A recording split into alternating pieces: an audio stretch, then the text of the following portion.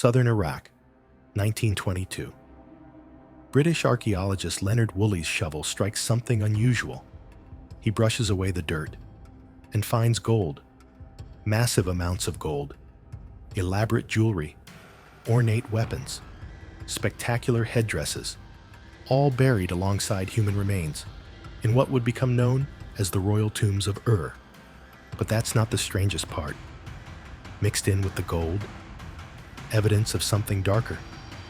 Multiple skeletons arranged in precise rows, wearing ceremonial dress, lying peacefully, as if they'd simply gone to sleep.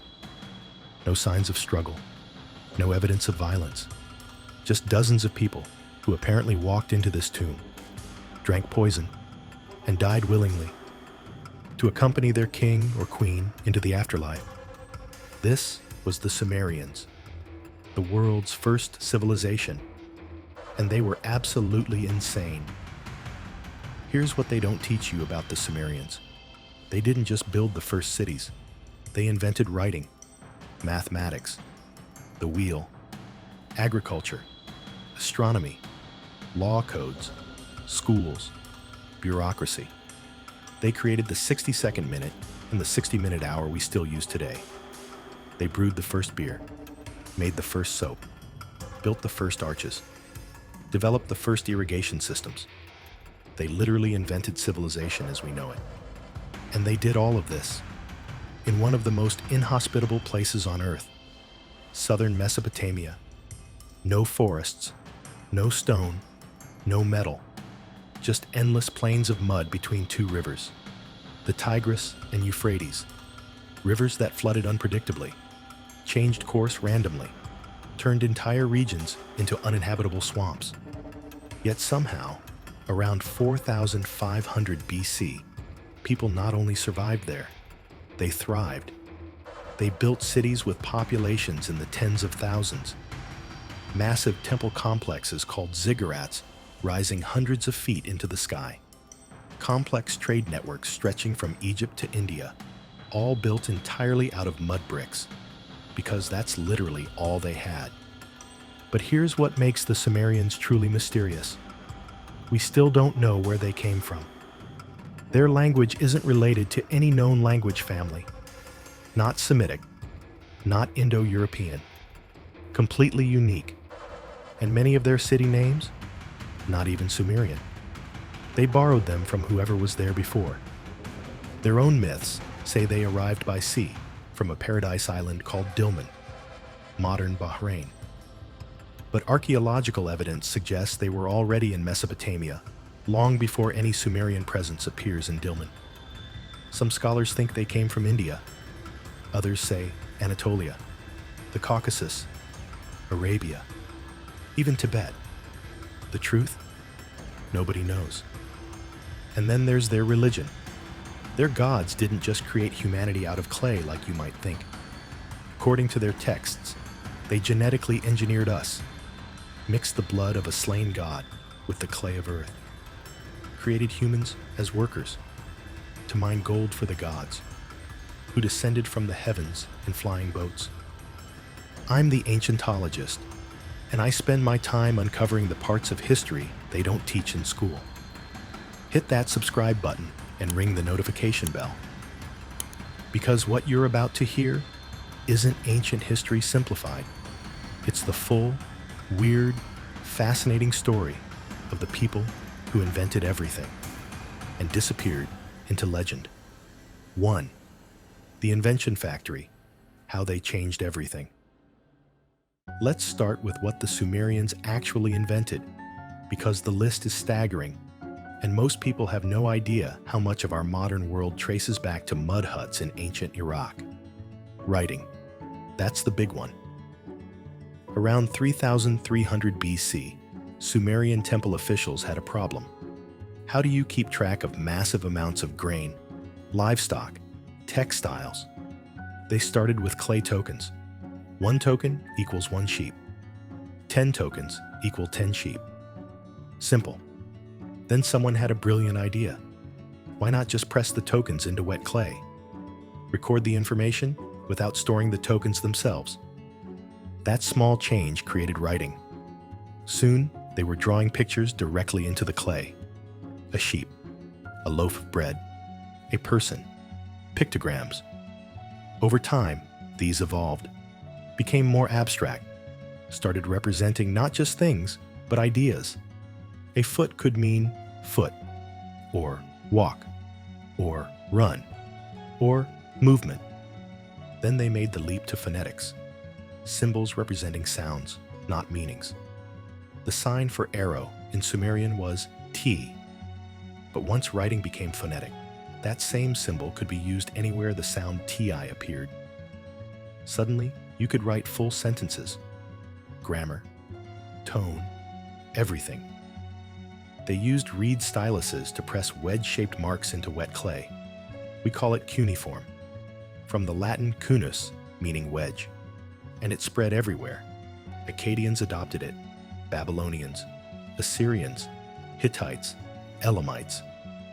It became the standard writing system across the entire Near East for 3,000 years. But writing was just the beginning.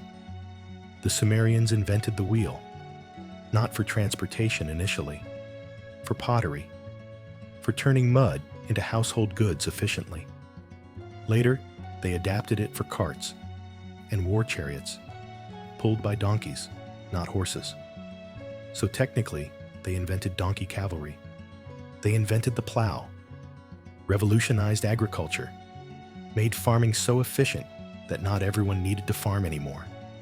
That freed up labor for specialization. Potters, smiths, merchants, scribes, the foundation of urban civilization.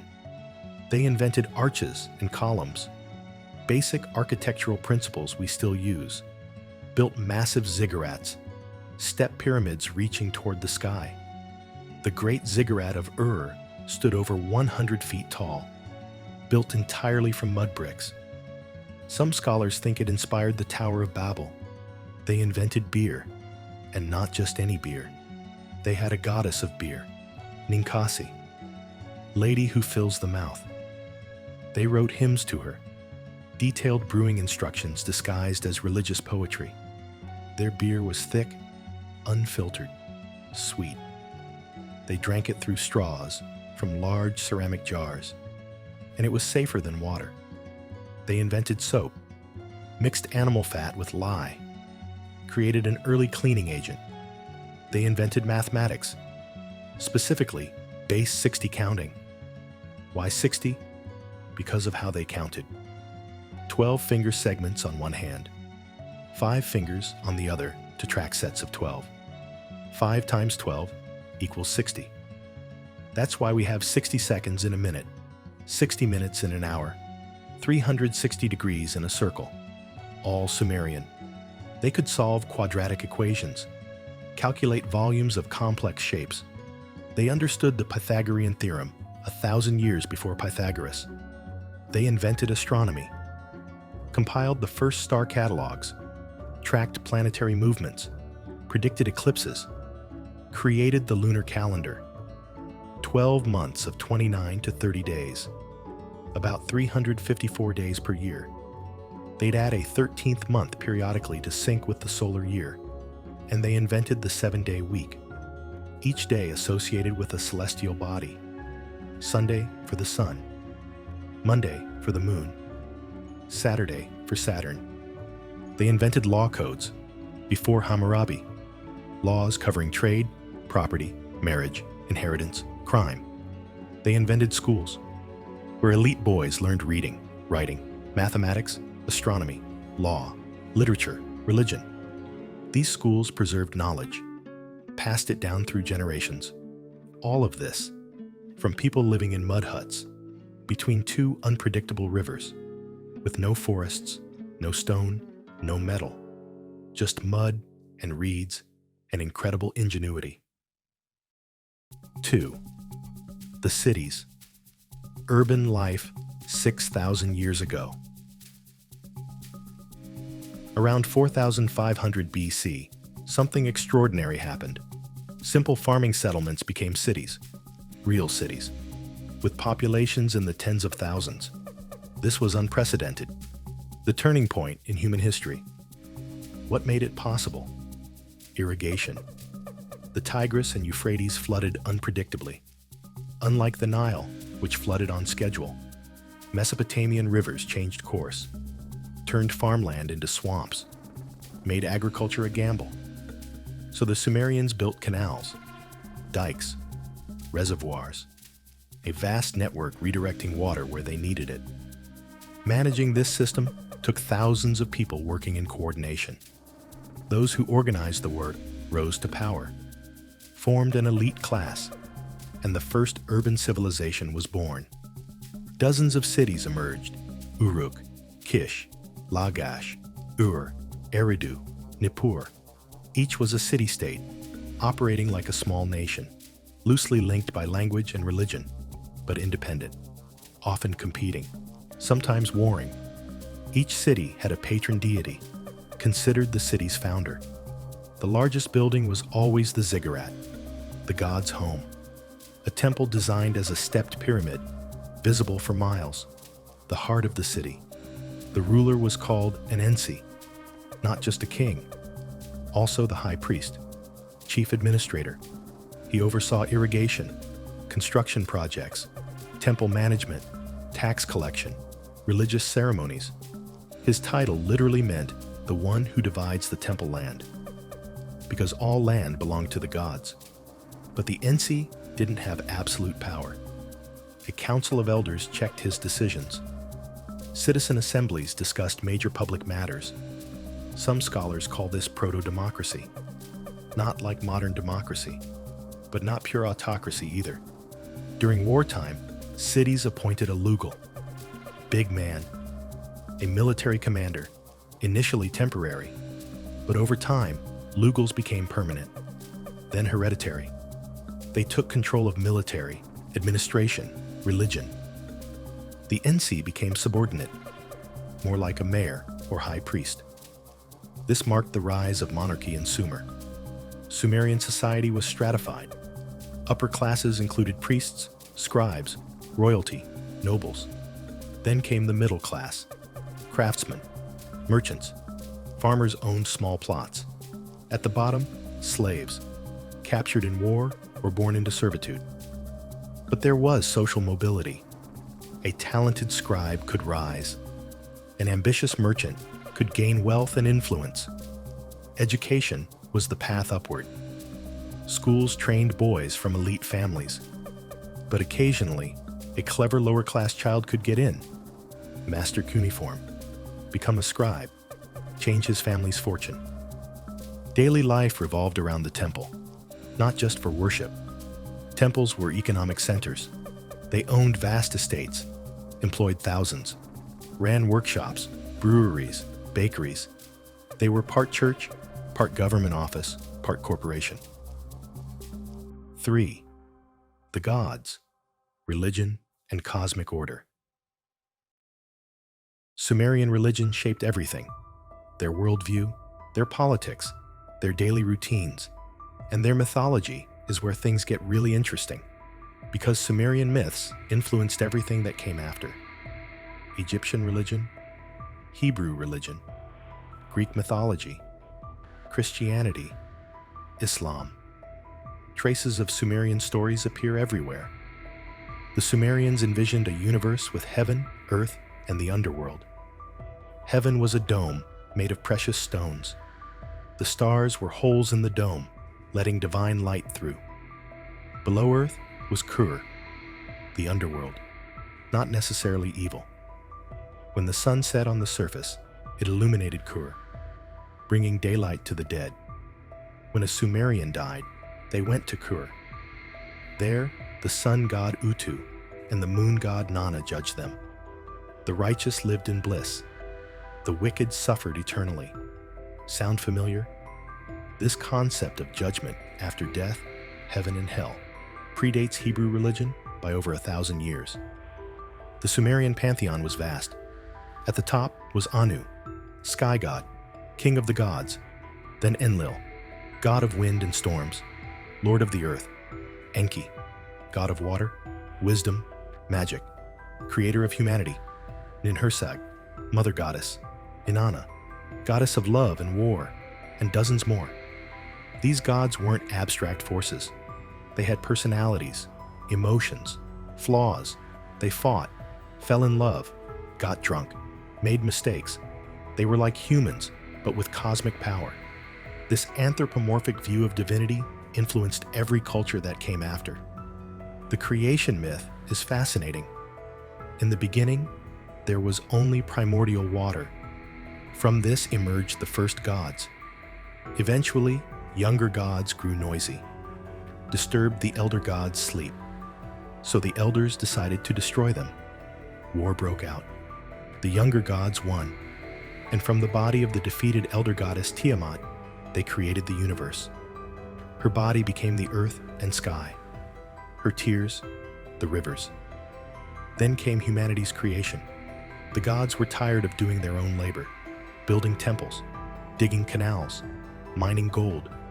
So Enki, the clever god, proposed a solution. Mix the blood of a slain god with clay. Create a new being, humans, to serve the gods.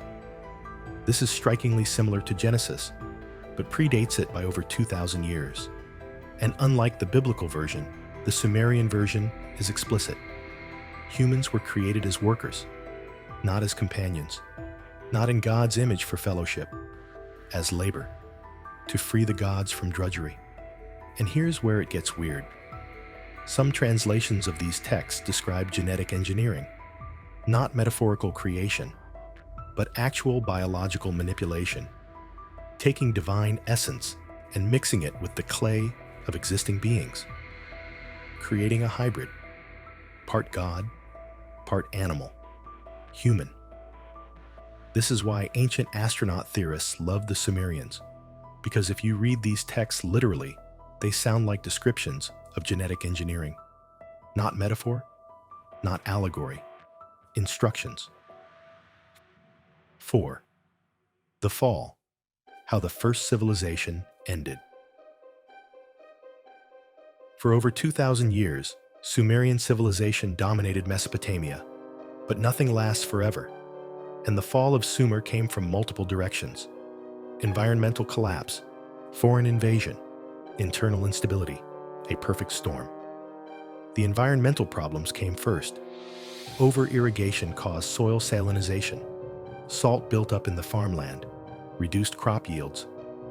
By the end of the third dynasty of Ur, around 2000 BC, much of southern Mesopotamia was abandoned. The land was too salty to farm. The irrigation system that made civilization possible ultimately destroyed it. Then came the invasions. The Gutians, mountain tribes from the Zagros. They raided Mesopotamian cities. Around 2200 BC, they defeated the Akkadian Empire, sacked Nippur, took control of most of Mesopotamia. This period is called Mesopotamia's First Dark Age. The Gutians had no experience managing complex irrigation systems. Agriculture collapsed.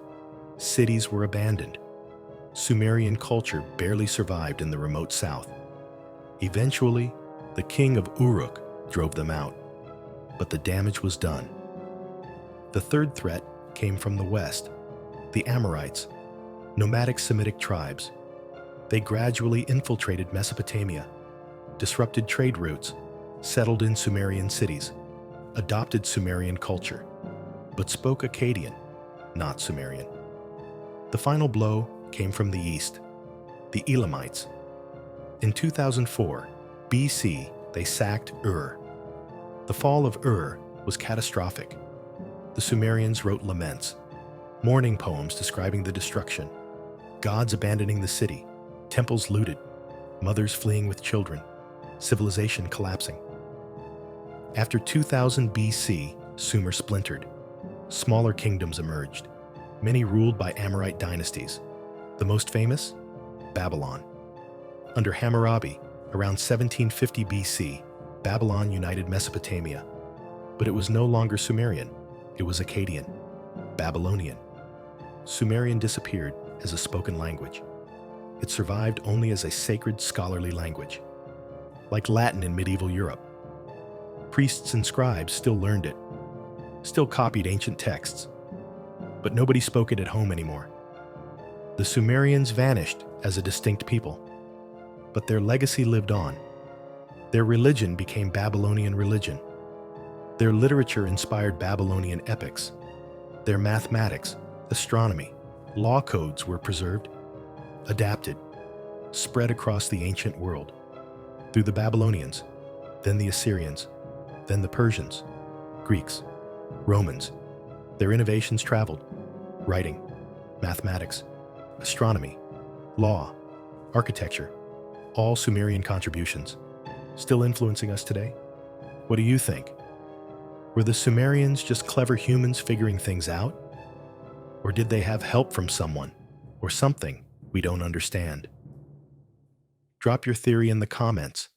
I'll see you in the next one.